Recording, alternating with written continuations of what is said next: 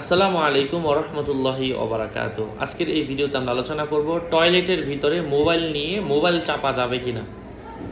আলোচনা বুঝতে সাথেই থাকবেন, আমাদের চ্যানেলটি সাবস্ক্রাইব করতে ভুলবেন না। এক্ষেত্রে বক্তব্য হচ্ছে, আমরা যদি ওয়াইবাদুর রহমান, আল্লাহর প্রকৃতপক্ষে বান্দা কারা, তাদের যেই বর্ণনা কোরআনে কারিমের মধ্যে এসেছে সেই আয়াতগুলো ফলো করি, তাহলে আমাদের কাছে বিষয়টা ক্লিয়ার হয়ে যায়। যেমন ওয়াইবাদুর রহমান, আল্লাহর বান্দা প্রকৃতপক্ষে তারা যারা কি আল্লাযীনা ইয়ামশুনা আলাল আরদি হাওনা ওয়া ইযা খাতাবাহুমুল জাহিলুনা ক্বালু সালামা।